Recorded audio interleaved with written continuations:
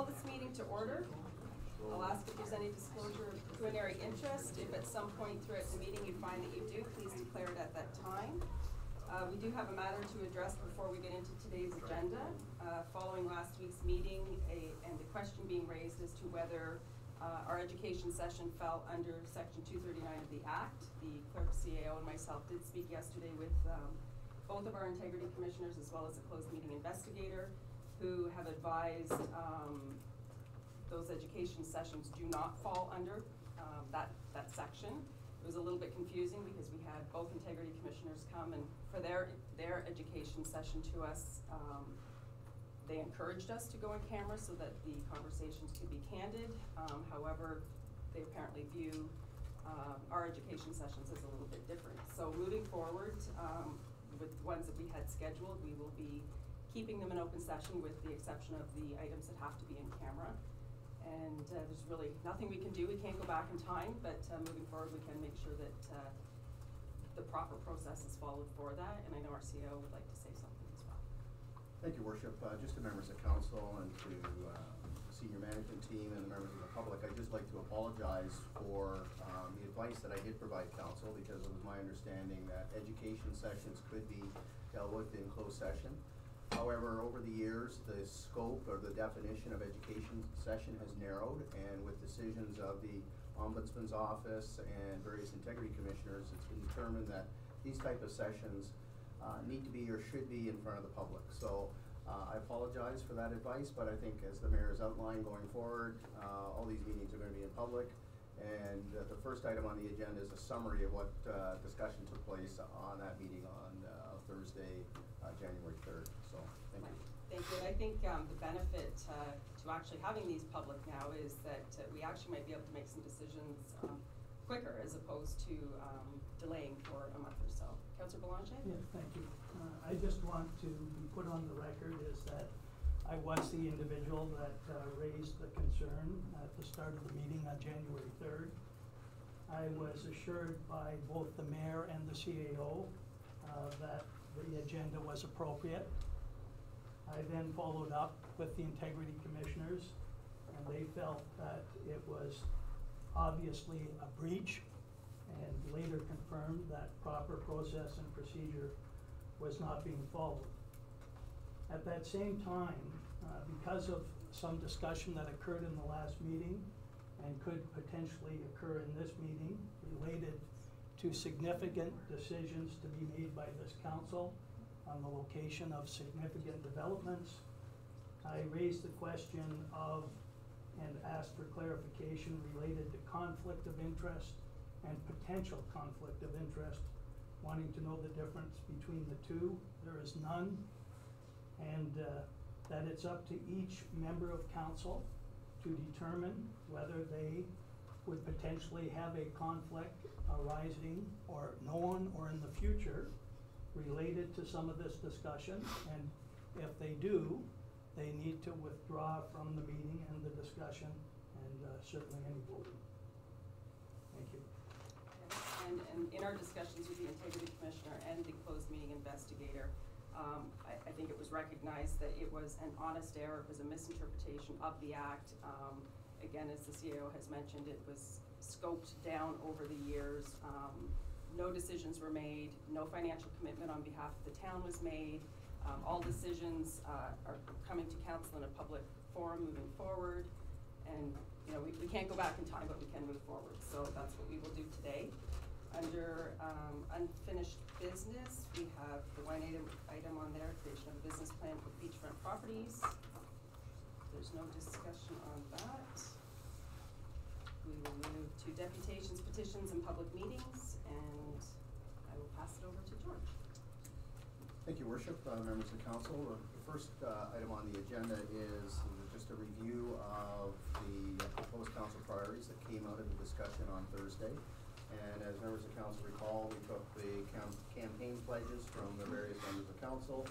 We discussed, each member of council reviewed their campaign pledges, and then we looked at issues that had come up from either during the campaign or between the period of the end of the election and when council was sworn in. And we went through a list, and I was tasked with consolidating and preparing a list of preliminary, very draft council priorities, and I circulated that to members of council on Friday. I did get some comments back, and I thank you for those.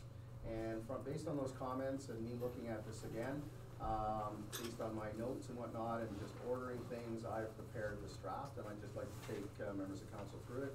If there's any little changes that I need to pick up, I can do those again. This is a very much an iterative process, so it's obviously going to be changing as council goes through its priority setting exercise, but I thought that we could spend a few minutes just going through it. And then Okay, and I don't think we'll dive in deep with these issues. We've done that already. It's just a recap to make sure it's been captured. Yeah, exactly. So, thank you, Your Worship. So the first one is the construction of affordable and attainable housing.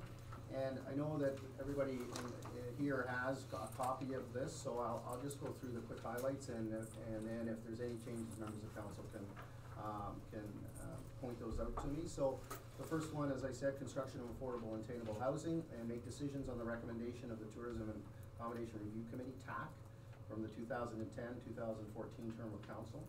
Work with the development community to improve housing options and address gaps, and update the property standards bylaw. So those were some things that fell under that heading. And what I tried to do is lump them under 10 different headings. Okay. So the number 2 was support the private sector in growing the tax base. And the first one, define the role of the town and the private sector in the development of the town. Council would like to have a CIP, Community Improvement Plan education session on the official plan provisions. What does the CIP entail? Which incentives does council want to use? Define incentives for other commercial nodes. Determine the location of the casino. Information meaning to be arranged with officials from Gateway. Implement a back-to-business approach to attract commercial investment and construction. Establish a builder's forum to determine methods to improve processes and customer experience leading to a building permit. Just to add to item number C, we could maybe add on there OLG, because I know that they have offered to come and address council as well. Thank you. Number 3, build a safer and healthier community mindful of the needs of various neighborhoods in town. Address West End and East End residents' requests for better amenities, including park signage and streetlights.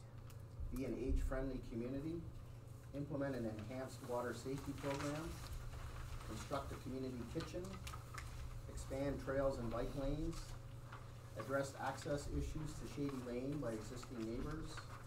Determine the status of the alleged restricted covenant that pertains to development around the Marwood Golf Course, and take a regional approach to transit. And there's 4 bullets under that in terms of very specific requests pertaining to transit. Number 4, determine the town's role in the development of the downtown area and the beachfront. Status of the implementation of the downtown master plan. Explain the master plan, goals and objectives, elements. Does council want to move forward with this plan, revamp, or look at other options? Beachfront development. Explain the beachfront plan, goals and objectives, elements. Does council wish to move forward with this plan, revamp, or look at other options? Update council on the proposed development of the Coffee Time property. Explore the engagement of commercial real estate through an RFP to market and lease commercial properties. Number 5, determine the best locations to build a twin pad arena and new library. Update council on the status of the arena as part of the community hub. Consideration of other possible sites, program pros, cons, cost, funding sources, etc. The first part of that, Your Worship, members of council, will be dealt with a little bit later in the agenda today. And the second one is update council on the status of the library as part of the community hub. Consideration of all other possible sites, proposed size, cons, pros, costs, funding sources, etc. The first part of that will be considered today as well. Maintain the financial health of the town while meeting the service needs of the community. Update on legal costs paid to each of the legal firms used during the 2014-18 time period. Update on outstanding lawsuits against the town. Update on the status of the reserve funds as of December 31st, 2018 versus status of 31st, 2014. Explain how the $18 million that went into reserves over that period was generated. Update on the status of debt as of December 31st, 2018 versus status as of December 31st, 2014. Explain the composition of the debt. Review of cybersecurity measures, third-party relationship, and best practice moving forward. Review of overall staffing levels. Compare December 2001 compare December 1st, 2014 staffing levels with December 1st, 2018 staffing levels, number of staff, wages, benefits, costs, etc., and affordable tax increases.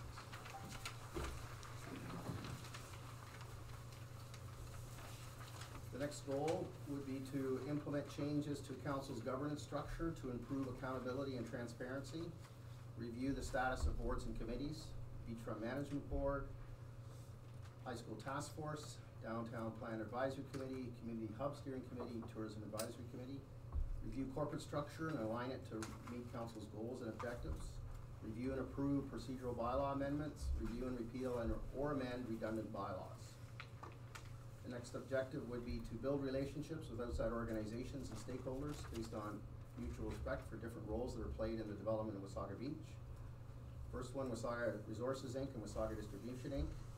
Review board member composition and appointment, review a method of reporting to council, retain and grow WDI. Ministry of Natural Resources and Forestry, Ontario Parks, receive an update on the development of the master plan, receive an update on the status of the purchase of the Whittington property, review Allenwood Beach maintenance with Ontario Parks, review overall beach maintenance with Ontario Parks, specifically dealing with Phragmites and detritus. Work with Ontario Parks to improve facilities and amenities. Next, Simcoe County District School Board and the Simcoe-Muskoka Catholic District School Board. It's a mouthful. Reestablish relationship with the Simcoe County District School Board. Meet with the Simcoe County District Separate Board to determine interest in Wasaga Beach. Chamber of Commerce, review the current agreement with the Chamber and the provision of tourism initiatives. Receive an update on service level and budget impacts of new relationship. Business community, create employment opportunities via relationships with business and the development community. Work with industry partners to revitalize the tourism industry. Market the town as a four-season destination. Number 9, review the town's assets and determine a strategy to deal with them in the best interest of the municipality. 140 Main Street, update council on the purchase. Beachfront properties and Main Street Market, kiosks. Review the financial status of beachfront property purchase, including operating costs, as of December 31st, 2018. Review financial status of Main Street Market project, including operating costs, as of December 31st, 2018. Full disclosure of all costs, debt, repairs, income for each of the beachfront ventures. Review the method of managing properties, marketing properties, and lease negotiations. Review the beachfront management agreement with Ontario Parks and determine if council would like to continue with it. Business park, update council on history and ownership status of park, decide on future approach and use of the business park. Update council on providing a location for a hospital. Update council on other property matters, sale of 550 River Road West, 404 and 414 Mosley Street. Update on the list of the properties purchased over the last 4 years to be provided to council. Number 10, the last goal, build pride in the community through effective communication and events. Review events. Should council consider a budget for 2 to 3 free beach concerts, events in an RFP, promoters, and issue that RFP to promoters in the industry. Explore the opportunity to host winter events, winter markets, ski trails, etc. Explore the opportunity to host summer festivals, ABBA Fest, Clover Fest, birding event, etc. Explore the opportunity to host more family-focused events. Corporate communications, under corporate communication. Explore the most cost-effective, responsible, engaging way to communicate with the public, including advertising needs of the corporation and who it's to be used by. Update the current social media engagement by the town, Twitter, Facebook, etc. Update the staff's social media policy. Explore different means to engage the public. Open houses in April and October, meet at the park, neighborhood engagement, and establish a monthly council newsletter with council member input. So, your worship, members of council, I've tried to summarize the things that you had identified as priorities, taking from your campaign promises those issues that were raised. I've created 10 goals, and then I've tried to organize those various priorities under those goals as a first draft moving forward in terms of setting the priorities for this term. And moving forward, so Thursday we will be meeting again, and that's where we'll try to see which department they would come through for decision-making at the council. So, thank you, Your Worship. The next steps are, today we're going to be receiving a presentation from Chris Roos, our Director of Recreation Events and Facilities, going to be giving you an update on the Community Hub and the Twin Pad Arena. Our CEO of the library, Pam Powell, is going to be giving you an update on the status of the library as it fits with the Community Hub. These are the first of 2 staff presentations. Later in the agenda today, we're going to have our town solicitor. He's going to be reviewing some matters in closed session. And then finally, we're going to wrap up with a presentation from our after-hours clinic coordinator, who's going to give council an update on the after-hours clinic and talk about some new initiatives with the clinic. On Thursday, the rest of the department heads will be coming forward to council and will be briefing council on the priorities in each of their departments. So one by one, starting with administration, CAO's office, et cetera, we're gonna be going down the list, and we're gonna be using this room again, probably configured a little bit differently, and each of the council members will be making those presentations. And so council will hear from the department side, from the administration, what their priorities are, what they're working on, and the goal next week will be to, for members of council and department heads to sit down in small groups and try to integrate those priorities in a plan going forward that is realistic and achievable. So that's kind of the plan. Okay, Councillor Foster? Your Worship, just a quick question on process. The in-camera item, number 4, is fine. Number 5 on the after-hours clinic would not be an in-camera session. That's correct. Would it be possible to change the order in the agenda so that the public who are here, if they choose to, will get all the open items dealt with, and then we go in camera, and then they could choose to stay, but otherwise.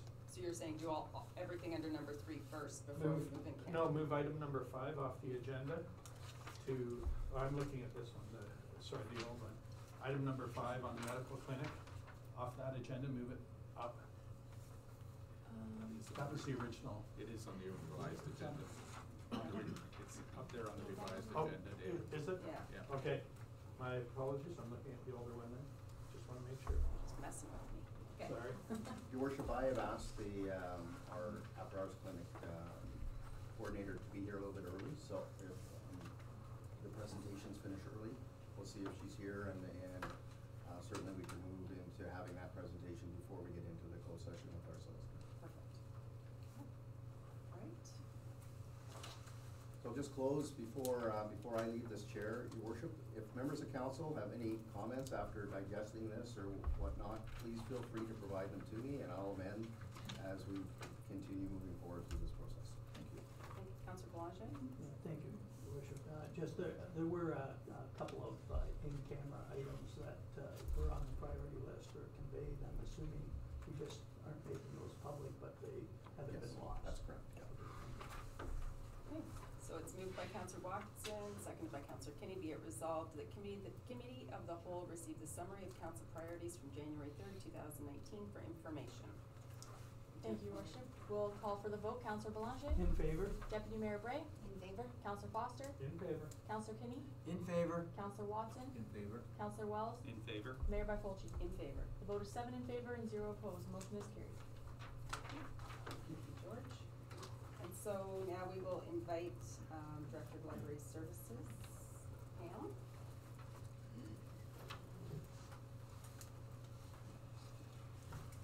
And just so the public knows, it's my understanding that both presentations today will be put up on the website later today. They will be available.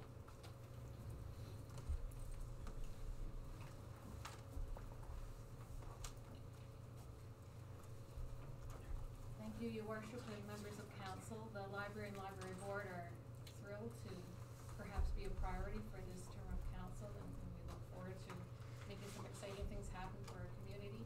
As we see, just a quick indication of our mission and vision. Wasaga Beach Public Library is a dynamic community hub where all can connect, learn, and explore in an atmosphere of openness and acceptance. I think that by the end of this session, you'll understand just what I mean by being the community hub for Wasaga Beach. Today's agenda, I'm going to just breeze through quickly where we stand in size, in terms of size and funding. I'm going to walk you through, it's maybe long to you, but I'll try and make it fast. past progress as far as attempting to get a new library built. I'm going to talk about meeting the community needs, what the library does for the community, touch on size guidelines, population projections. I'm going to quickly size up and estimate a new library / cultural center. I'm going to just quickly indicate some of the library features that we're hoping to include in the new library. I will give you an estimate of capital building costs and an estimate of library operating costs. Where are we currently? We have a very bright, very welcoming building that a lot of the public love when they come into. Some of them are a little dismayed on what you mean you need a new library. Well, the reality is we're small and we're having a lot of trouble serving our population size. As you can see, we're only 4,500 square feet. Our big issue is collection. We only have about 2,000 square feet to hold our collection. Our population has doubled since this library has been built. We have not increased our collection because we just can't.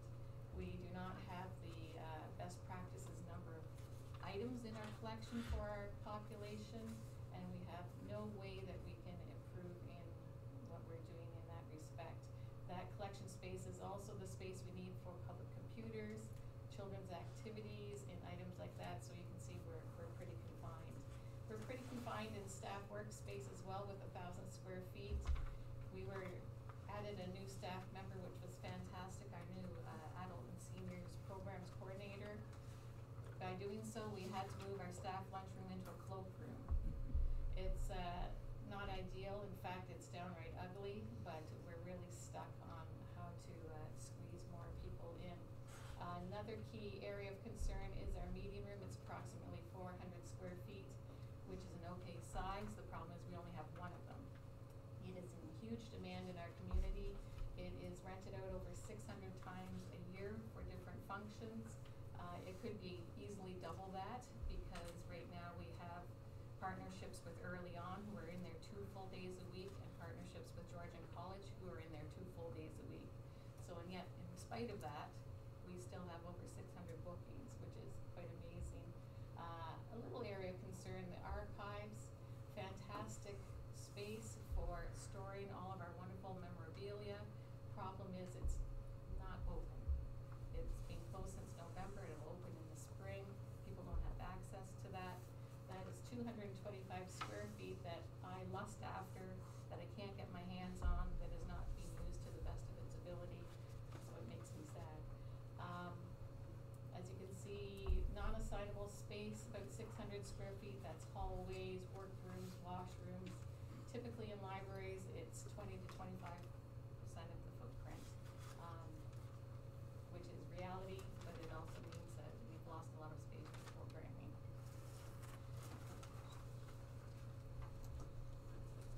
Size comparison. This really puts it on the map of not just are we small, but we're drastically small when we look at other libraries that serve populations in and around our area. You can see that our square foot per capita, lots of zeros in there in comparison to other libraries.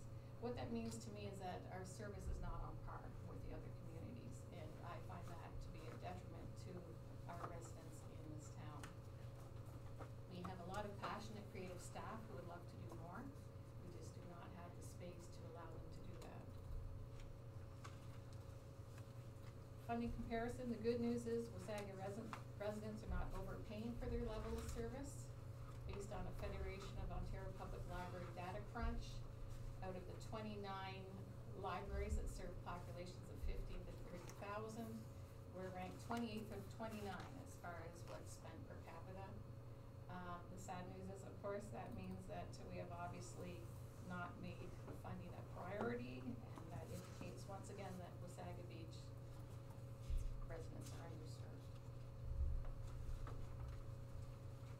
We've been aware that the library's been small for quite some time. When we opened our doors in 1994, everybody was excited. We moved from a 1,700 square foot former bank building. This was a fantastic space to transition into. The interesting thing to note is originally we were supposed to have a basement where the archives were going to go, as well as workrooms. Originally, we have, even in the blueprints, additions for 1,500 square feet to be added in the year 2000.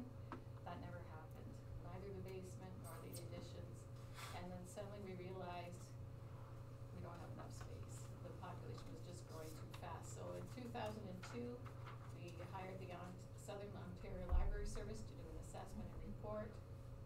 They indicated, yes, we are drastically undersized. Yes, we should look to increase our size, not just soon or later, depending on the measurements or guidelines that they utilize for determining what size we should be is 0.6 square foot per capita to 1 square foot per capita. Note this was 2002. In 2003, the town of Wasaga Beach Cultural and Recreation Master Plan took a look at the library size as well. They were well aware of the Soul study, so they utilized some of that information and did a little digging of their own. At that time, their recommendation was that the library space in order of 15,000 square feet should be provided to serve the community. Once again, that's 2003. He was basing their figures on, he got that calculation based on 0.6 square foot per capita, and that measurement fit between a 10-year span of what he thought the library should be.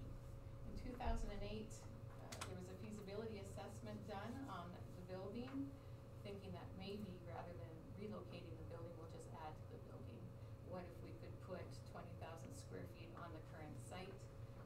The study took a look at 3 different concepts, whether it was building a 1-level or a 2-level addition to the current library. The problem that was encountered was parking. The land did not supply enough parking. They looked at a concept of even accessing, utilizing Access Road, which runs alongside the library.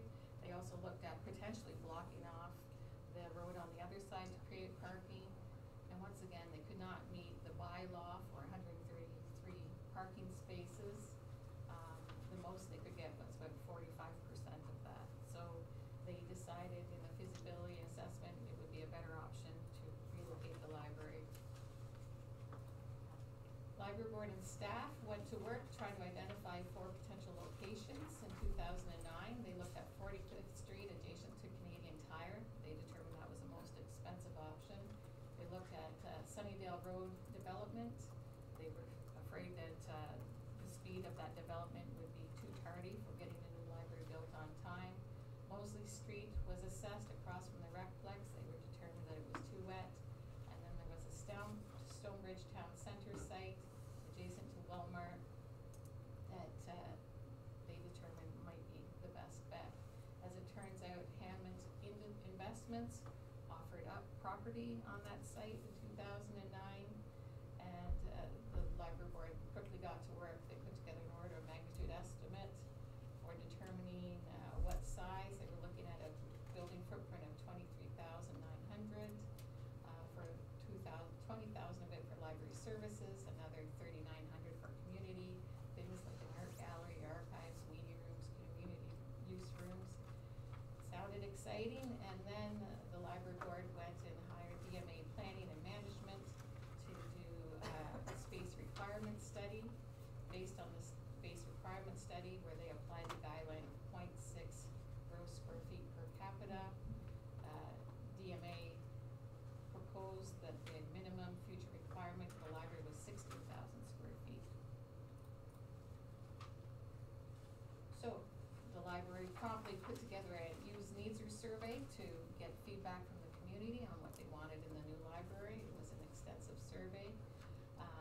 They brought forward the 60,000 square foot plan to the committee of the whole to receive support for an application for infrastructure funding, and the committee of the whole proposed the site and proposed giving support for that. All was looking good until around 20,000, 1100, 2012, when funding became not available and the library stopped being a priority, and we're back to square one again.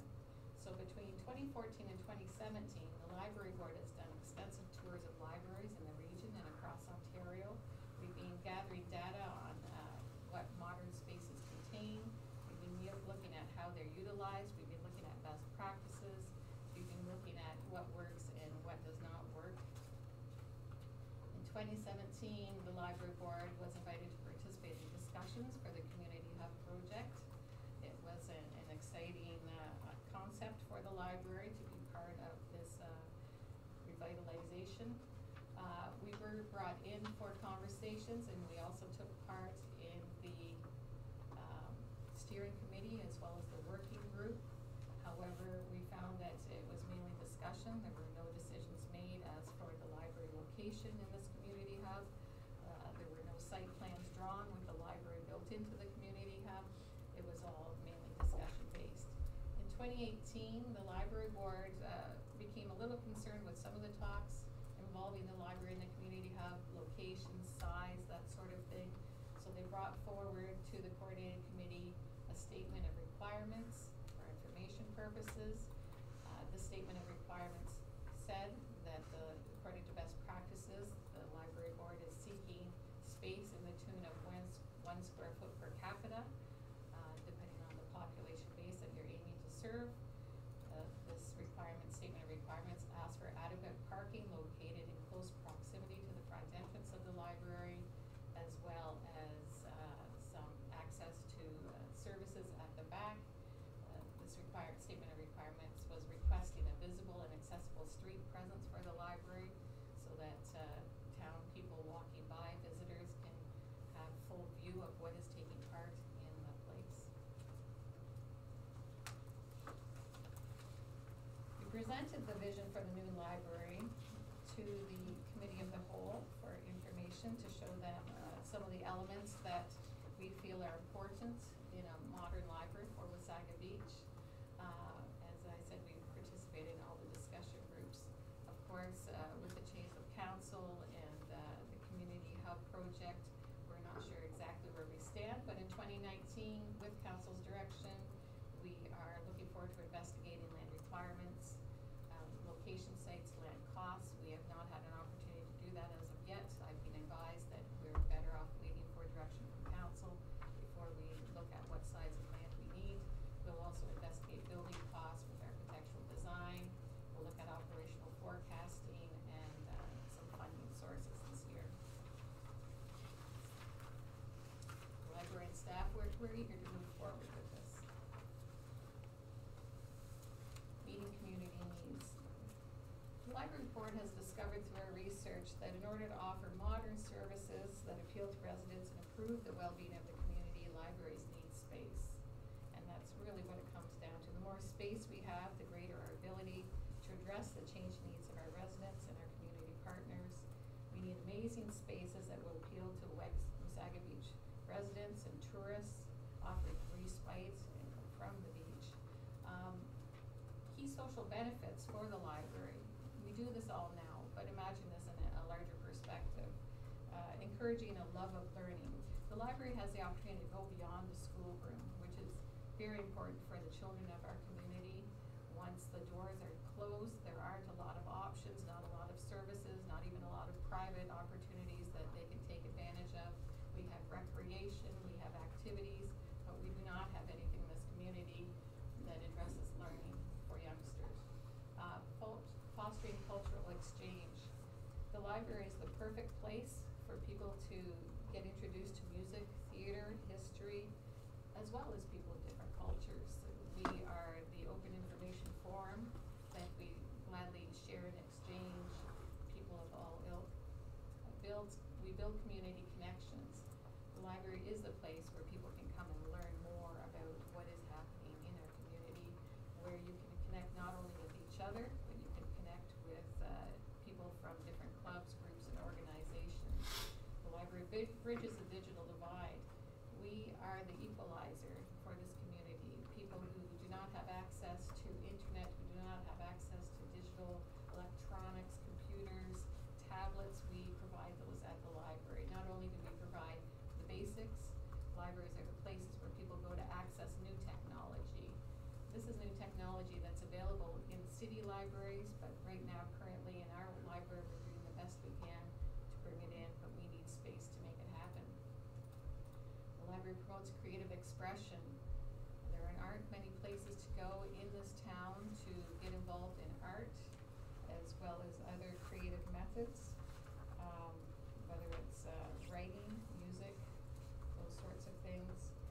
The library is a place that welcomes newcomers. Where else do newcomers go to find out about their community? Where else do newcomers go to feel welcome and to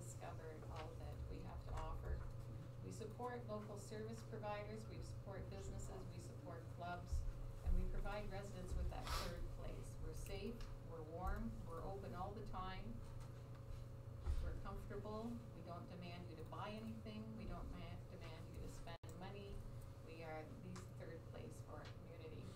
I think we also have to address the economic benefits of the library. We have not done an economic impact study for Wasaga Beach, but they're done throughout Ontario. What we've discovered is libraries just aren't a sinkhole of municipal funding. We provide jobs. We provide jobs that pay decent wages and provide careers, and the people that have those jobs tend to work in the community and tend to spend their money in the community. We contribute to the local economy. According to recent studies of libraries across Ontario, for every dollar value invested into the library, there's a minimum of $5 to $7 return on that investment. Not only do we do that, we also strengthen and revitalize the urban core. A large library, right now we have about 50,000 plus visitors come through our little doors. A larger library has the ability to bring in 150,000 to 200,000 visitors a year. What that means is traffic that will hopefully generate and wander off to local businesses and take advantage of other services.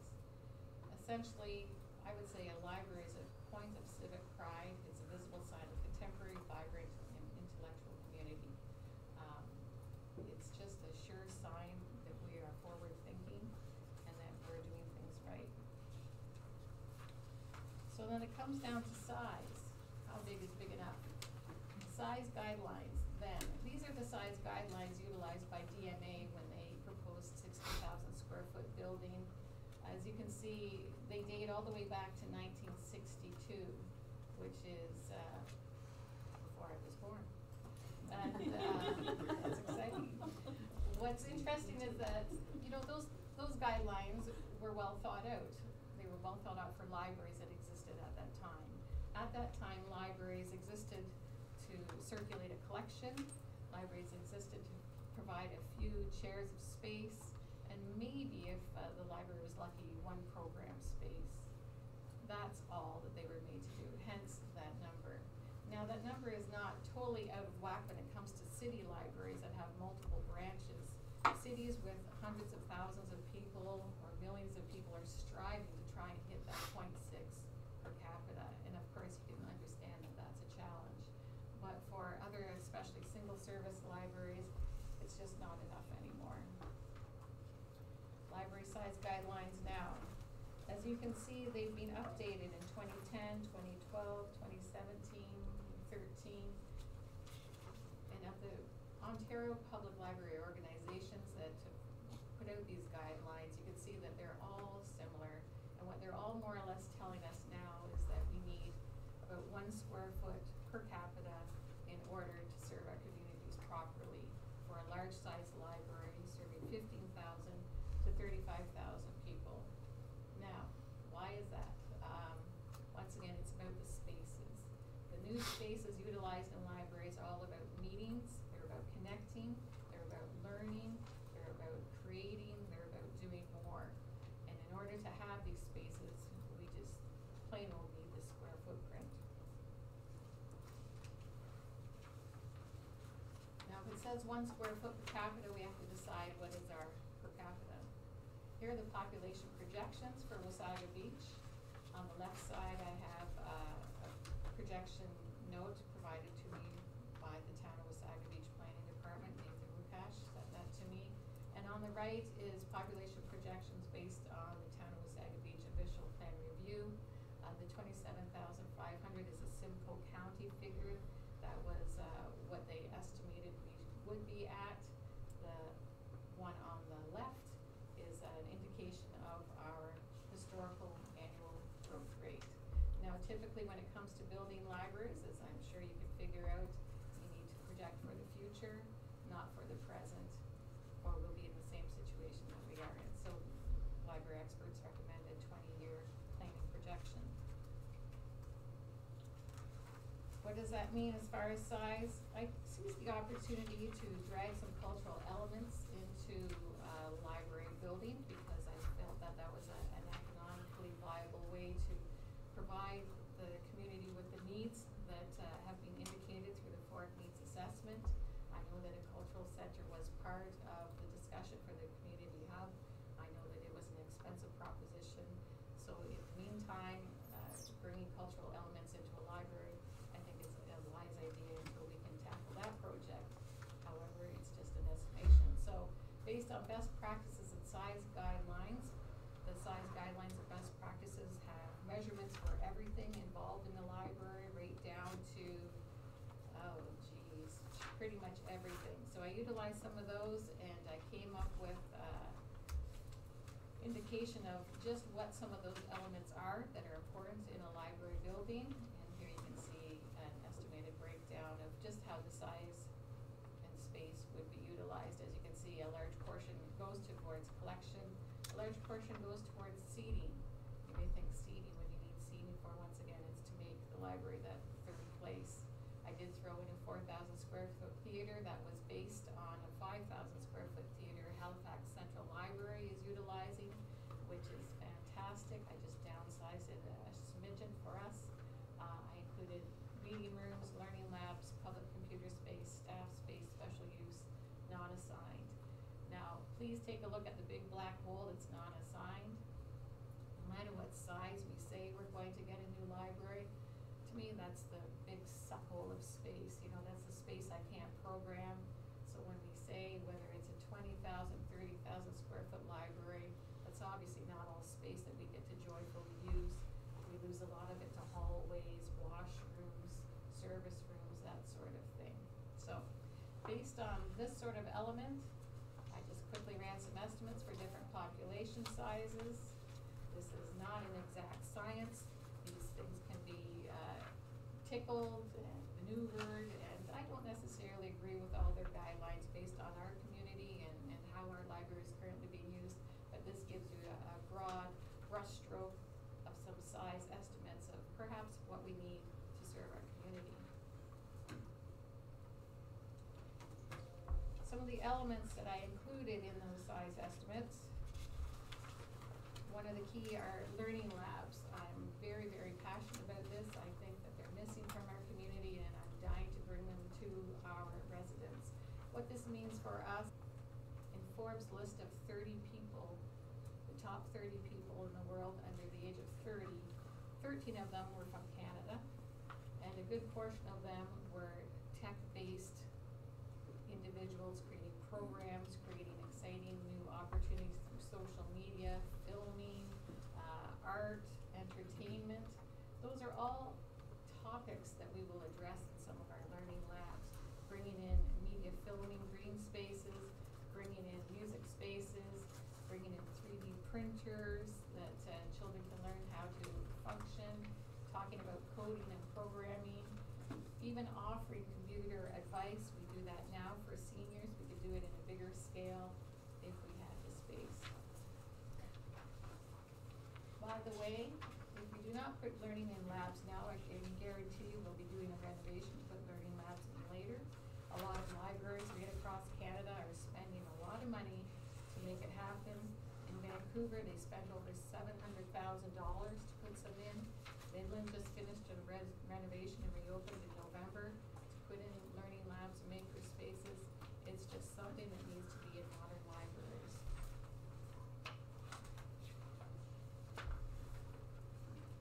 Meeting spaces. I told you the statistics on our small little meeting spaces. We really, really need space for quiet study or meeting zones for about 4 people, whether it's for students to study, whether it's for our social service providers to meet with clients. We have a lot of that in our library right now. It's not very private and it's not very quiet. We're also looking at medium-sized spaces, conference sizes for local clubs and organizations to do their planning. They need affordable rooms where they can meet. We're looking at larger spaces where we can hold events, gatherings, and library programs, as well as our community partners can do the same. If you've been to a Remembrance Day gathering on November 11th, you'll realize what it's like to cram over 100 people into a space just not made for it. If we had a room like that, life would be great. estimates, I built community spaces, art gallery.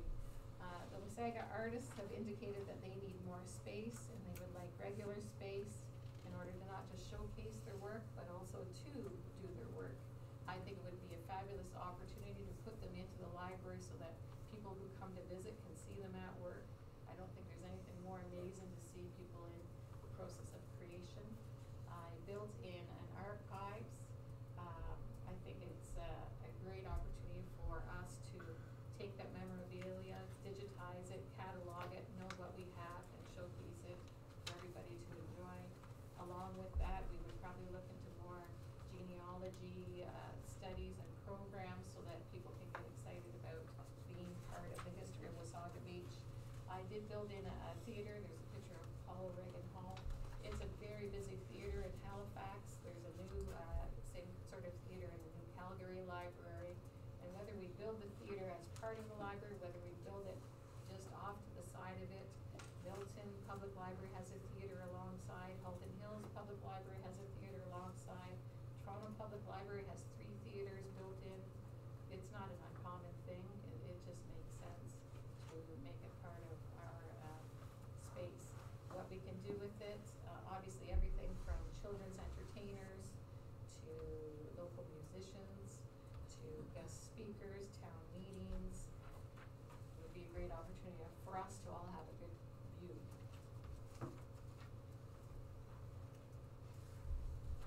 There's a quick economic analysis, just comparable libraries when they were built, what they cost to construct, approximate cost per square footage.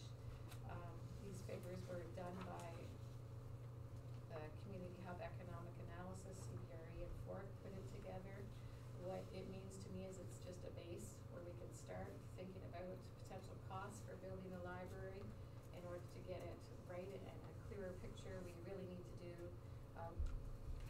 get a build property costed through an official design process. So these are, once again, just rough numbers for your edification.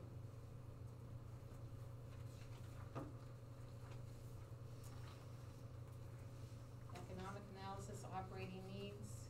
With the direction of council, I can work with the treasurer to forecast operating costs for the new library. At this point, what I can present to you are figures from other libraries of different sizes and similar-ish populations, what their operating costs are per capita, per household, and local operating funding to give you an idea. When you go larger, what are some of the costs attached to it? Obviously, we have more work to do here. This is, once again, just for information purposes.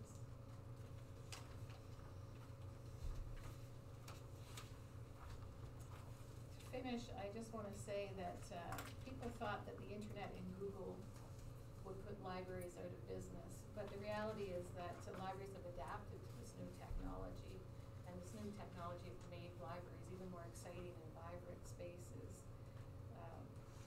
Libraries are utilized by people of all ages, at all hours, and I believe that they are the true community hubs, and they could really make a difference in our community. Thank you.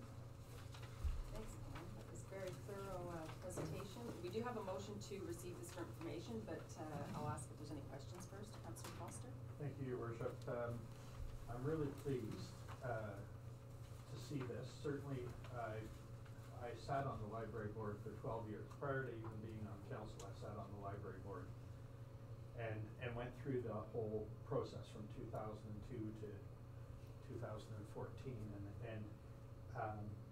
Again, I look at the library then and I look at it now, and nothing has changed as far as it being a center for art, history, culture, literacy.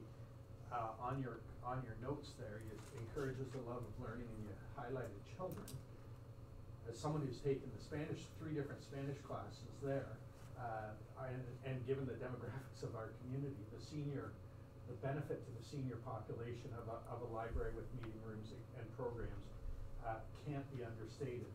You also looked at there's a thing about the Halifax Library there, and again, I wouldn't compare us to a Halifax library. It's a spectacular building. It's an iconic tourist attraction, but for us, it can also be a tourist attraction in a rainy day location. It also, again, looking at Halifax, literally, it's the Center for Green Technology. They're so ahead of the curve there, it's amazing. Again, I mentioned it's an economic engine. The November 11th is a classic example of a small building trying to host too many people. I think the fire chief was ready to have some kind of seizure. I'm sure we were not over the capacity, but boy, we were darn close. Again, I look forward to working with the library board moving forward. I really did love the Stonebridge site. I was very involved in promoting that back in the day. And again, when you look at it for our community, not only is it a necessity, but it also allows a library, as some of these can attest to, give opportunities for philanthropic support. So we could have the so-and-so room and the so-and-so. So I mean, it's an amazing thing, and the amount of, it's expensive, I get that. But the total benefit to the town has to look beyond just the dollar value. So again, I'm so excited to work with you guys again for the next 4 years. Thank you. Councillor Boulanger? Thank you, Your Worship. Yeah, I had the pleasure to be the chair of the Community Hub Committee and had toured a number of facilities with Pam, and I guess a real life story, I think we visited the most recent library that was added to the Vaughan, and we got there at about 5 o'clock, which is the dinner hour, and I would say there was not a seat to be had, and there was a ton of seating. This place was like an ant colony. It was extremely busy. It had certainly all of the amenities that we talked about, but I think one of the most important things to me is I think a modern day library really levels the playing field within families within our community, from financially challenged families to affluent families. It give children the opportunities to learn technologies and have time, whether it be with in a video lab or in a music studio, opportunity that they would never otherwise have. And some of these children will go on to be inspired and be future leaders of our community. So it's a great presentation. Thanks. Thank you. Councillor Kenny? I just want to echo my peers have said. Presentation's fantastic. I really love the learning labs. I think that's a fantastic way to go, because with a learning lab you can expand outside your walls, and you can bring in technology, knowledge, and everything else. The theater I thought was fantastic, and the ability to tie in culture and performing arts and that, I just think it's great. Councillor Wells? Yeah, just a couple of comments, Pam, thanks. Around the issue of the location, certainly, let me say up front, I'm all ready to start to work towards a new library, so let's start from that point. But the location issue is one that I think, you mentioned about having to look at the locations. There was the Stonebridge, there's the current location, and there's the Sunnydale Trails potential as well. In that vein, I think, from my point of view, I'd like to see us looking at all 3 of those locations. I'm not going to get into the details around the land space of the existing library or how it might be reconfigured, but we can talk about that another time. I guess the question I had is, as part of the ongoing looking, is there some potential or value to look at concept of, rather than one library placed here or there, is there any value to look at the potential of splitting the library into 2 locations? Now, whether one's a separate library or just called a satellite, how you define that, I'm not an expert on libraries. But we're looking at both what I would call the eastern and the western extremities of our town being serviced. So it's just a query. I think it's obviously a query when we have people complain that it's a long drive from side to side on the town, and to a certain extent, it could be. Anybody who's lived in the city realizes that's not a long drive, but that's beside the point. I think even when the consultants looked at least 3 of them looked at the feasibility of having 2 versus 1. And of course, it's the operating cost, double overhead, collection, staffing, that cost adds up. My other concern with that is that it's really, in order to get these special spaces, and they are special spaces, we need the footprint. When we toured libraries that were 20,000 square feet and under, by the time you put in the collection,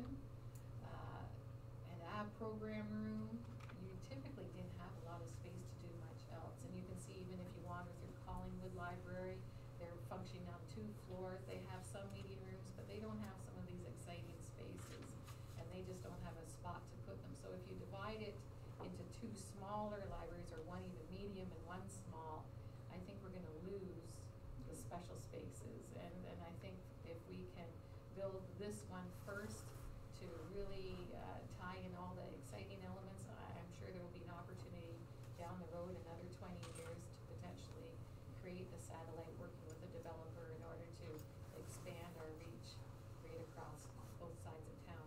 As for those locations that you talked about, those were locations talked about primarily in 2009. I don't know if they are still available. My thought was to work with the town to see what land is currently owned by the town first, to of course keep our costs relatively low, and then if we can't locate anything fantastic that we currently own, what are our options? Preferentially for us, I think on the board, we would like a busy street, whether it's Moseley, whether it's River, a street where people can walk past the library, bus past the library, bicycle past the library. So sticking us out potentially at the sports park, we would probably annihilate the number of users, because children can't get there on their own, teens without cars can't get there. Things like that I don't think are in our best interest. But in order to be, right now, you know, we have a lovely little location, but we're lost in the community. The number of people that come in and say, I didn't know you were here. We cannot advertise what we have going on in our library. If I had the best digital sign in the world, nobody drives by it to see what's going on. So you can see that in order to feed off everything, we really need the ideal location. And it would be nice if it was centralized. The community hub project was a great concept for revitalizing our community. Yes, it was leaning towards one side of the town. If we could shift slightly to the side, that wouldn't be a bad thing, so that we do not hear a lot of quibbling from one side or the other on who we're serving, but those are just my points.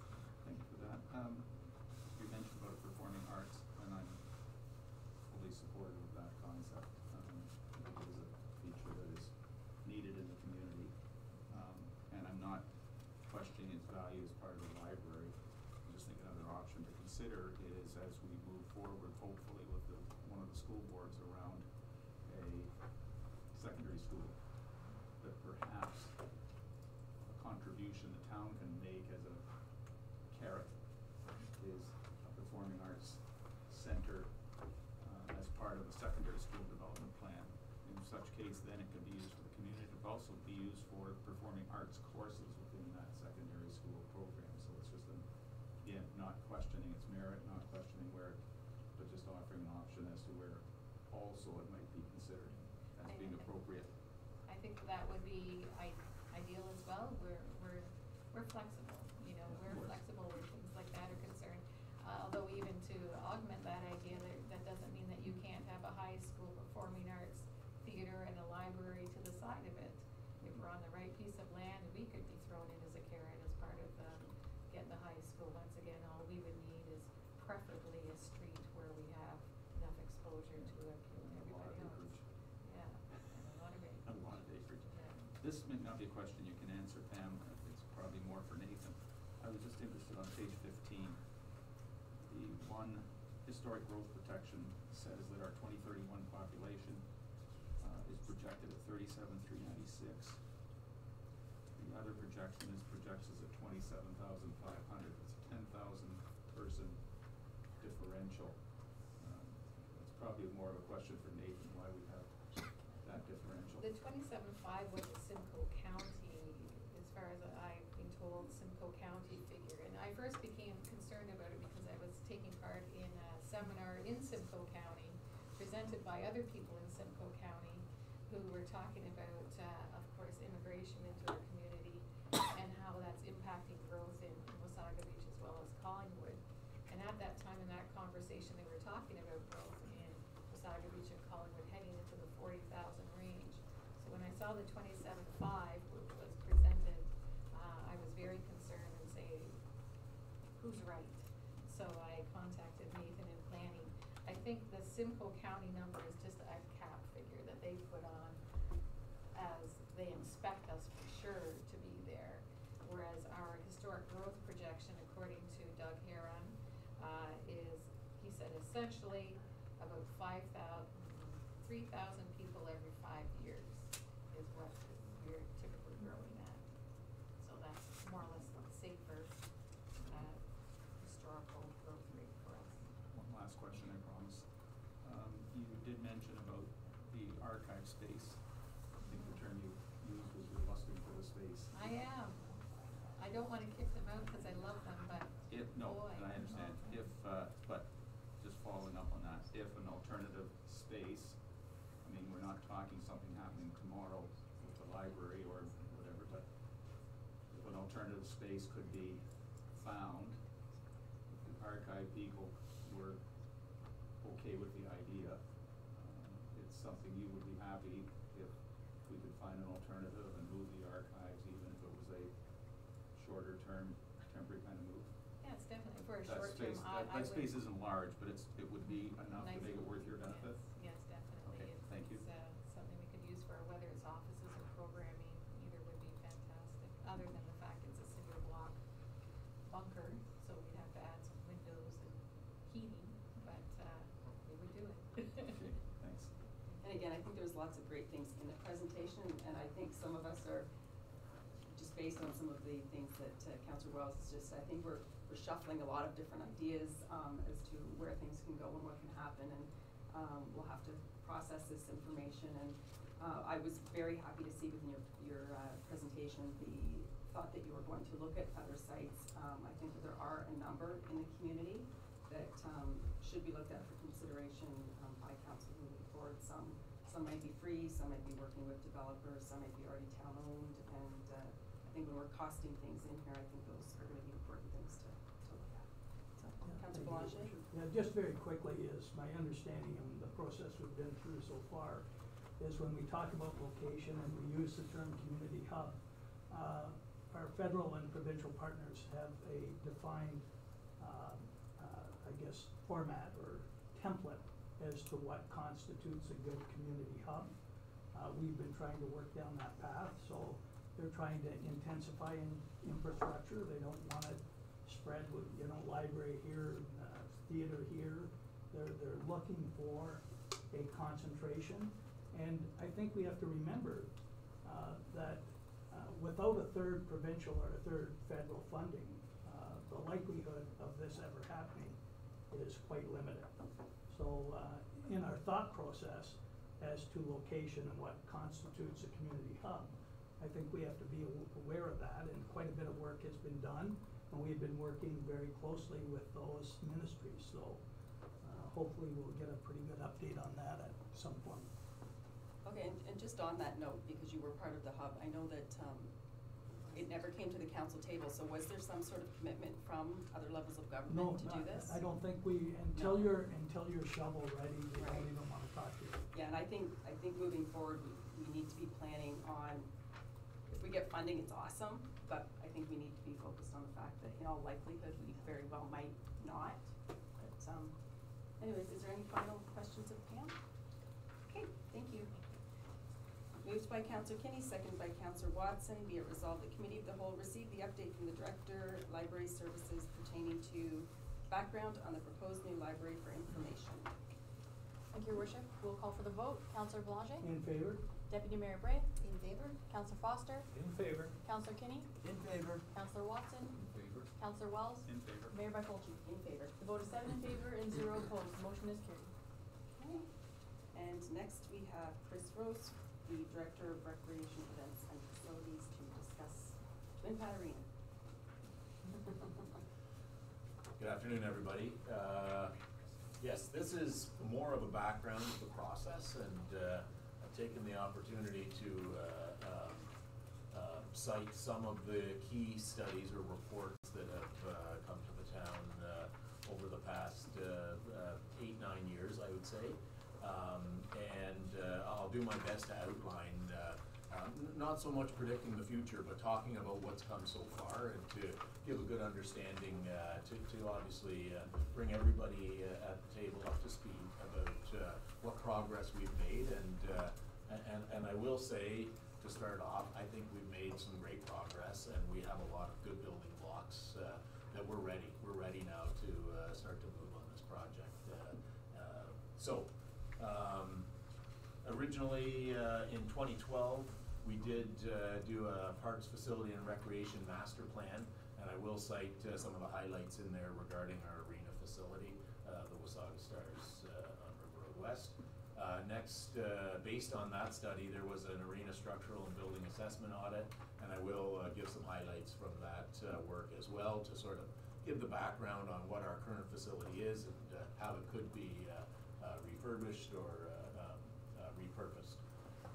Next, big evolutionary step, I don't want to minimize any work that happened from 2013 moving forward. There was some very decisive decisions that came out of council, but the evolution of the project in my history now began in 2017, and there was an impetus built around the arena and the downtown development master plan. Beyond that, in 2017, we did hire consultants to work on a community hub needs assessment, and there were some great learnings that came out of that work. I'll highlight that today, as well as the community hub economic analysis, and I'll give some highlights from that report and some learnings that we built beyond the study. And lastly, I'll give a little information on preliminary site and floor plans, which start to focus what our future project will require. And lastly, discuss the location that was being worked on out of the community hub surrounding the Main Street at Beck corner. So, I really started building this last week. This education session came up for me. So I'll just say, and I don't mean to be too candid, but our librarian has done a much better PowerPoint job. But I really like this slide because this is my predecessor, Jerry Reinder's scribbles. And I use his master plan copy, and there's a lot of good stuff in there. And I have all his old Post-it notes and scribbles. And I think that there's a lot of validity to item number 4 as well. And in my time here, I've heard this discussion quite a bit. We need recreation space, we need ice pads, but we also need indoor warm weather recreation space. And it's a great concept for something that we could do with our current Wasaga Stars arena should we build twin pad arena somewhere else. This is a hardy, solid facility, and soccer is something. Curling comes up quite a bit, and it's an obvious one because we have a refrigeration plant in that facility. But I do truly think that soccer is something that could survive 8 months a year, where it's literally non-existent in our community if we had some sort of a solid indoor facility. Second to that would be a high school sized gym. But soccer in a purpose-built facility with turf would be a great repurposing of that building. At any rate, we've known since 2012 that we needed to consider how we would either rebuild or refurbish the existing Wasaga Stars arena, and council did go to work on that, and the community very much endorsed the idea to build a twin pad arena, and I think that work has continued since, but this was the beginning of it. So next, a lot of people talk to me about this structural study that was done, and this happens every 5 years, and I always hear the story, isn't our arena falling down? And I do assure everyone, no, we did do the structural work on our facility, but that was a very small piece of the price tag. And we do know that there are requirements facing that building, and this does start to set our sights on this new Twin Pad Arena project. Although the building isn't in complete disrepair, we do know that there are significant upgrades, and that's the major balance of this 1.8 million that we learned about our existing facility. So, moving on, this is the page in the Downtown Development Master Plan where Arena was commented on. There are lots of good learnings throughout this master plan for us, and concepts that we can build into future recreation facilities. But I did think that this is a notable page to cite, understanding that we don't have time to go through all of these studies today, but I do feel that if you're going back to your booklets and building out ideas around arena building, that this is a spot that you can find the arena discussion specifically in the Downtown Development Master Plan.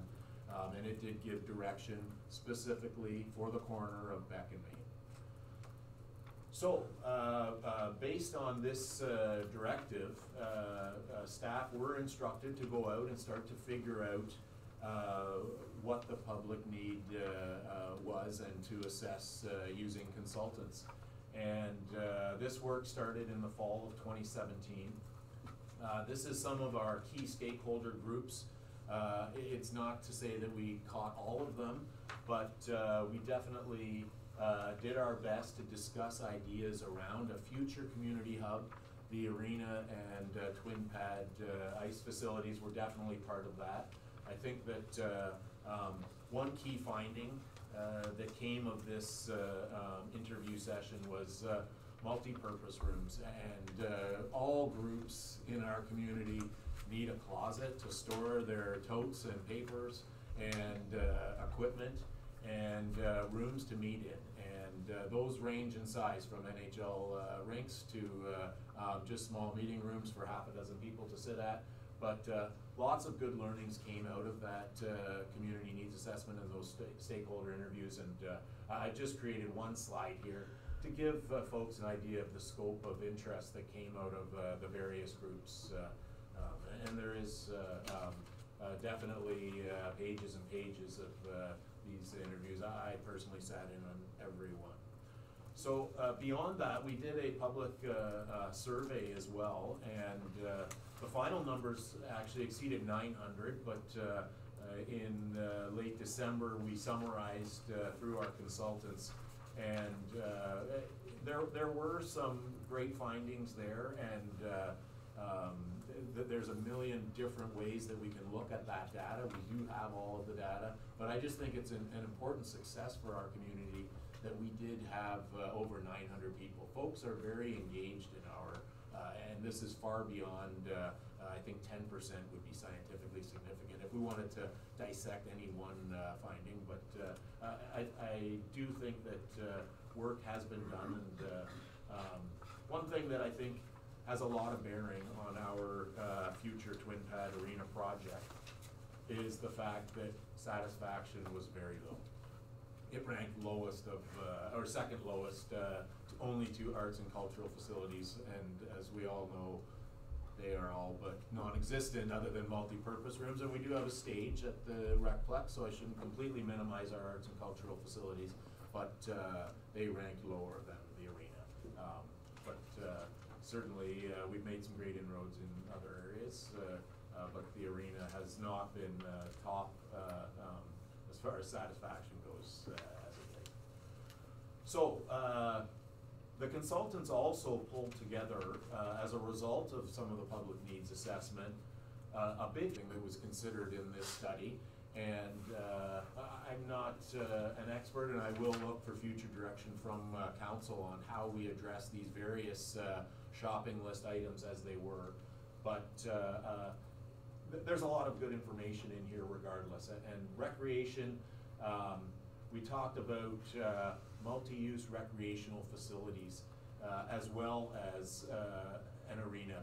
But as most of you may well know, and if you're not, I will state it officially, the idea has always been that we will build 2 pads, have the refrigeration ready to go, and if necessary, we could use the second one until we grow into it.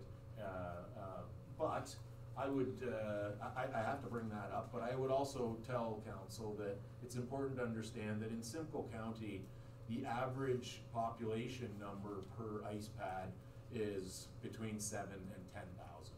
So at 21,000 today, we are somewhat lacking without a twin pad facility, at least throughout the winter months. So these are important ideas to consider. We have also built into this 90,000 square foot number a high school grade gymnasium. And I have a couple other square footage numbers that I'll share as the presentation builds out. But I do think that it's important to understand that we're still early in the process, and our current arena has a footprint of 24,000 square feet. So you can put your mind around that. I mean, we all have a certain level of architectural ability with Lego, but if we're at a quarter of 90,000 with one arena, there is room to grow. And there's a lot of work to be done to finalize this square footage. But I do think that we could fit a gymnasium and 2 pads into 90,000, provided we are realistic with all of the various programming features we want in this future facility. So these were some of the specifics. This was a chart that came to us through the consultants as a result of the public needs assessment. And I will note that they used some of this data from the surveys. Everyone said they wanted to have a hockey arena in the hub. Everyone said they wanted to have ice rink. Sorry, the second one is regarding seating and lesser seating. The word was hub. They didn't vote for Main Street or beachfront locations. They said they wanted it in the hub. I think that's an important feature of what our public survey respondents were looking for. They did also comment on walking track. They did also comment on multi-purpose rooms. They did also comment on change rooms. It's almost trivial. The gymnasium idea was something that was technically included as an Ontario benchmark comparable. Most community centers are picking gymnasium, but it wasn't top of the list with our hub respondents. I think many are assessing the gymnasiums that we have at our recplex as viable options today, and therefore they didn't rank high in the public needs assessment. And fitness was another one that came out of public request on this study. So I just think it helps us define this gymnasium piece of the discussion. 6,000 square feet was committed in their total of 90,000. So it's just a little bit more refined breakdown than the previous chart. So another big idea that came out of our community hub work in the past was the idea of combining the library, the cultural services, the community services, the retail ideas also were in this study, but then ultimately recreation, or building out into a campus format. And this was an interesting discussion for staff as well as we analyzed this project in 2018, not so long ago. I think that the general recommendation to council, which was accepted by council, was that the campus approach would be a better choice at that time. I think this sheds good light on the future of our project as well, because I don't know that we're there necessarily as we move forward, but the idea of not having all of our services in one building or spreading it in a number of different is something that I think we can learn from.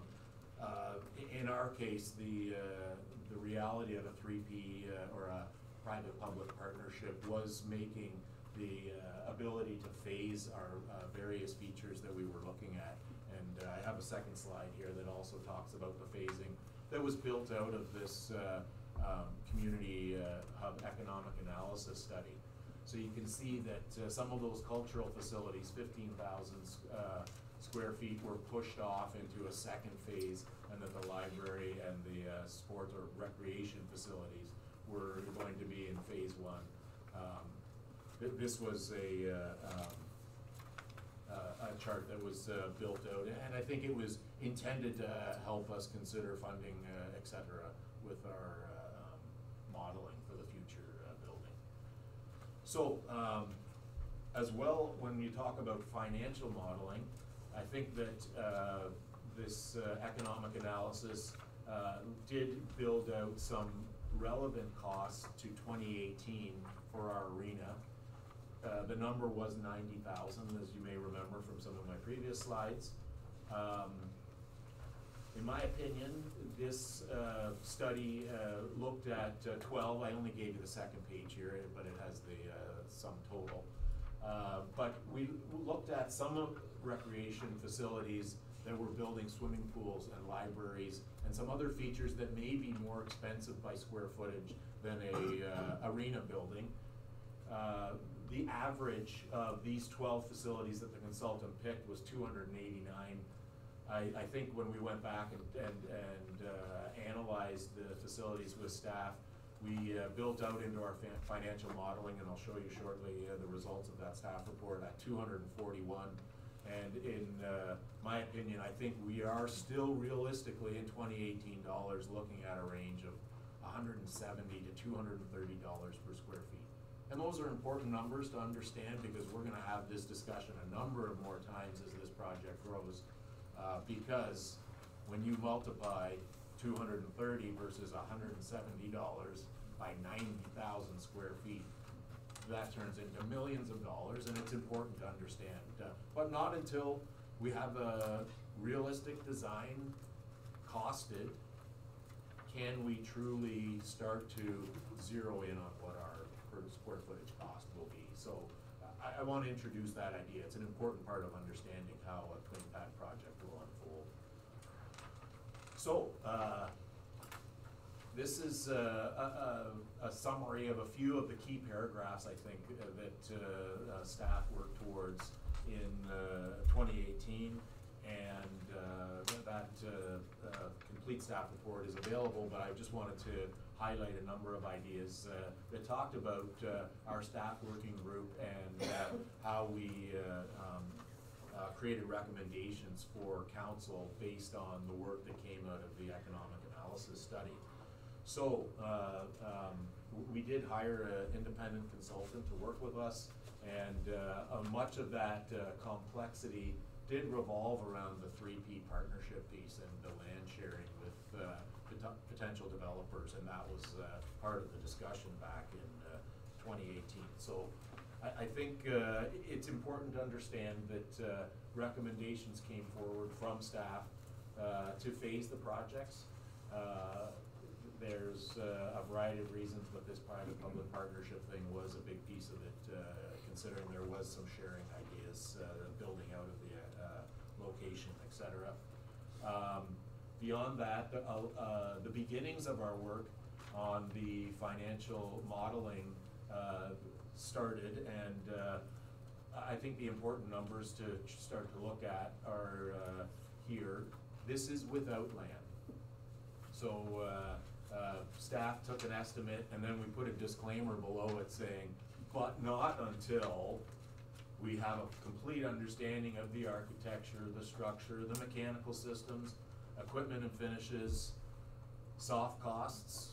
We may well be facing, depending on how the project unfolds, financing and repayment schedules, demolition and infrastructure required. So there's a little bit of work on any one of these variables that must be finalized before we can start to come up with a sound bottom line for the cost of our project. And this was our recommendation to council, that more work needed to be done on the financial modeling before we come up with a bottom line number. Parking was also a big part of our discussions, and I think we have at least a square footage number that we know, and land starts to become significant when you build an arena, and roughly we're looking at 450 square feet per car or slot. And to give you some bearing, the Recplex today, which has fairly wide open, not jiggy-jaggy, sort of small slots with lots of laneways, 2.5 acres at the Recplex is 300 slots. I think that's a good reference point for us. I don't presume to say exactly what the parking requirements would be at a twin pad facility, but obviously when we get into events and fixed seating, there will be considerations for parking. But 100 slots per acre is a great way to generalize, or if you want to get very specific on each parcel, we consider 450 square feet is a great way to try and average out laneways per slot, 450 square feet per slot. So we'll work on that, and we'll also create averages, and I do have one more time because I'm trying to summarize the findings of the work so far in my last few slides. Engaging a steering committee was also something that we decided back in the spring, and at that time council was had voted on a recommendation from staff to create a steering committee with terms of reference, and as most of you know, we did do that. We had a combined steering committee with library, minor hockey, and figure skating, as well as 3 community members and 3 members of council. So, last but not least, further work after the establishment of our steering committee was done to try and develop a site plan and floor plan so that we were certain we could build what we were intending to build on the corner of Beck and Main. And this is a design that incorporated most of the features that the public needs assessment had built into the equation, although it does not include a gymnasium. It has a very high number of seating for public events. And this facility, so I think it's a great one because people like to start to see what a building can look like. And by no means do I think that our ice pads have to be parallel, et cetera. And this was a very surface level project with an architecture firm. But the fulsome design project will likely take many back and forth with staff in order to finalize what an affordable project will be that has all the program elements that we require. Important to note on this project, with a large number of seating and I would say a somewhat restrictive parking and flow of traffic on the corner of Beck and Main, this was 130,000 square feet. So a little bit bigger when we tried to put all the elements into a design than the original, but this facility can seat 4,500 people at a rock concert, and that wasn't necessarily high on the priority list through the public needs assessment that we had done earlier in the year. Thank you. Sorry, Chris, you have 2 slides, and the second slide, your next slide, I think, is the one that had all the seating. That's right, so this is the ground floor, and, okay. And you're referring to the upstairs. So I know everyone likes to look at, I do anyway. So here we are at the ground floor, and there's a main staircase, a number of other staircases. If you have 4,500 people in a building, your circulation numbers really start to go up because everybody needs a bathroom when they're in there, and everyone needs to get out in the event of a fire. And so we have a number of staircases, et cetera. And then on this second floor, you can actually see where the large arena would look. So there's nothing on the second floor for the smaller, let's call it community pad, than 112 seats. But on the upstairs, on the large arena, we had 1,500 fixed seats. We had another 1,500 retractable seats. So out across the running track, you could pull out these bleacher stands that many of us have seen in high school gyms. And then last but not least, you could put another 1,700 people on the floor. with our SL 100 stage at one end. So a lot of circulation space required to have that type of seats in a facility, but it was an important idea that was built out of our steering committee that said we'd like to run large-scale events. So we wanted to design a building that we weren't restricted if we put it on a parcel of land. And that was the main exercise with these floor plans. In addition to parking, we needed to understand what the footprint of the building would be. And I'll jump to the next slide that shows the actual site plan. And I'll clarify, this building is 3.2 acres. The parking is another 4.6 acres. So a big facility that we could run large shows, 4,500 participants or spectators at, would require, give or take, 8 acres. And this is a somewhat challenging corner to build into because we had decided not to interfere with any residential properties. And so you can see we kind of wrapped around the residences on Beck Street. As well, this area here, so here you can see the breakdown of square footage in that facility. I haven't been talking about the community use aspects. I haven't been talking about the, so here's some of the community square footage. One of our mandates was to activate Main Street. So here is a large amount of square footage for community uses. As well, the theater, 10,000 square feet for the theater. I have a second slide that speaks to this next. At any rate, circulation, I think the librarian Pam talked about this unusable space, I forget the term, but I typically call it circulation.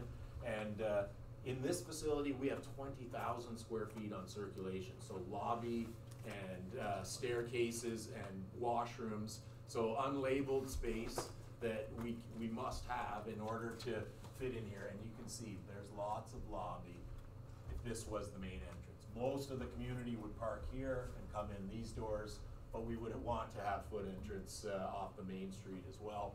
So in order to incorporate a future theater and some of these community service spaces, there was quite a bit of extra, I would say. In my experience with recreation facilities, a really good design could be as low as 10% on circulation.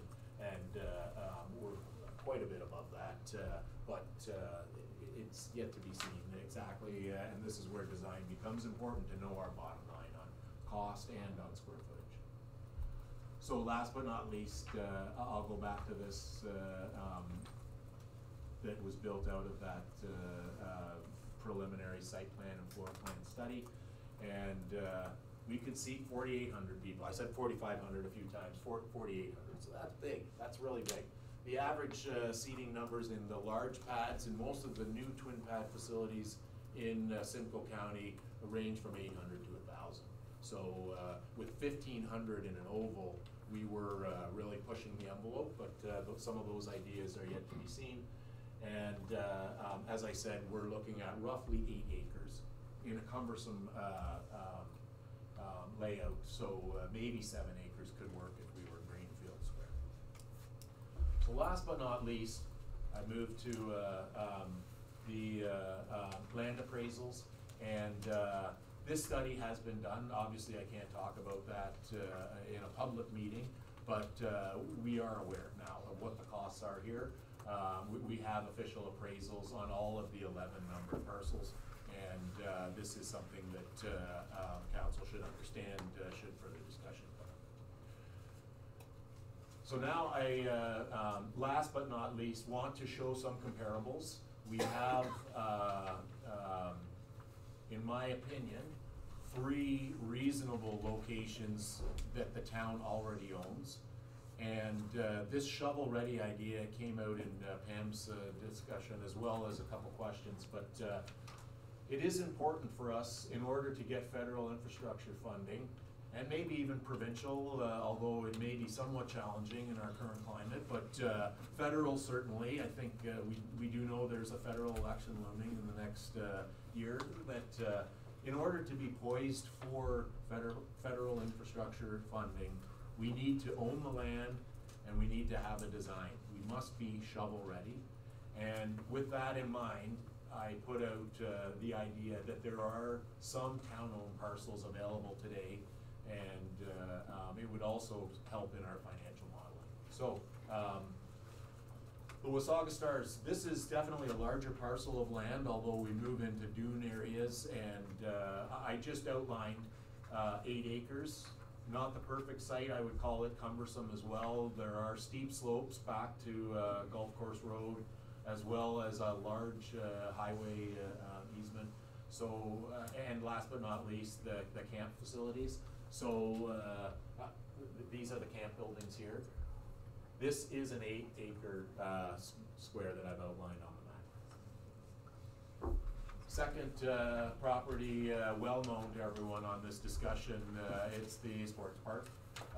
This is an 8-acre square shown on the primary parcel that the town owns, although this parcel is also completely owned by the town as well. And note, I have a final slide that shows the proximity. We know we have this east-west polarity issue in our town, but this one is fairly central. And last but not least, the Lions Court, Ramblewood. I think the town has a total of 45 acres in this area. The industrial park, I think it's also known as, but this is the front corner on Lions Court, so well visible by the highway. And certainly 10 acres that we do own already. So, last but not least, I just put that out there that this is a major step for us to be shovel-ready. If we hope to get into what has been already announced by the federal government, although it hasn't been released, infrastructure funding will be available for recreation in Canada, and we expect that it could come out in the next year.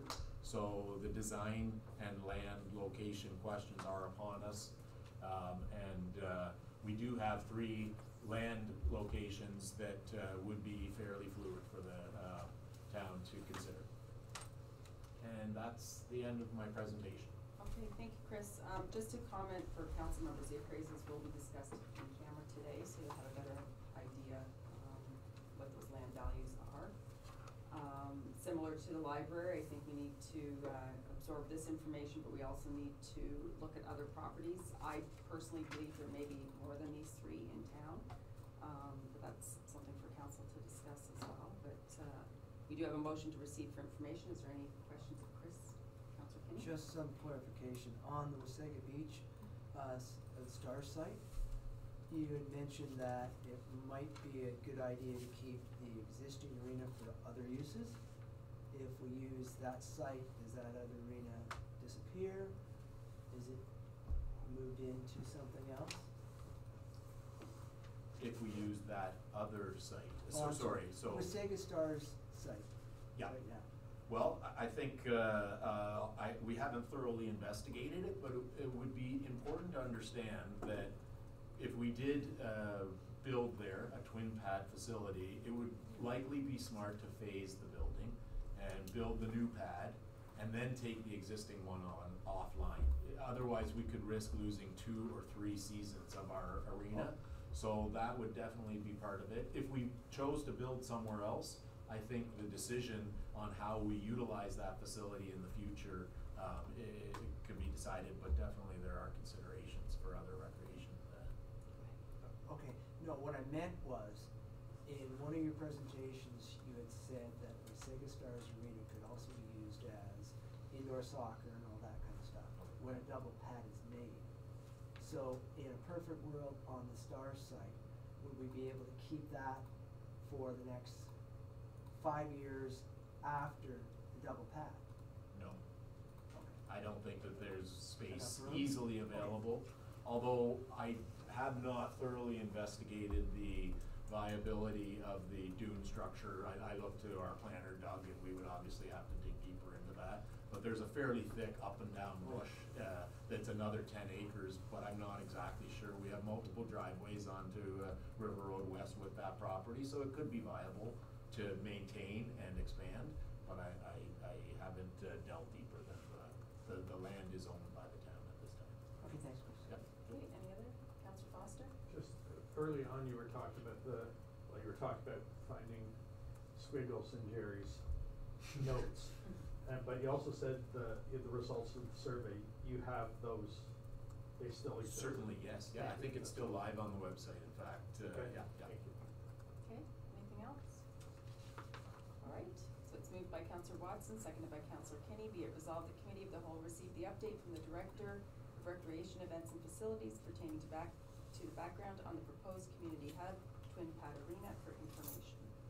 Thank you. We'll call for the vote. Councillor Boulanger? In favor? Deputy Mayor Bray? In favor? Councillor Foster? In favor? Councillor Kinney? In favor. Councillor Watson? In favor? Councillor Wells? In favor. Mayor Byfolchi? In favor? The vote is 7 in favor and 0 opposed. Motion is carried. Okay, and I think we'll just take a quick 10-minute break. I would just ask if the audience could let council members use the bathroom first. Just because we have to use back here. My left. There's only one. Guys could go out into the truck.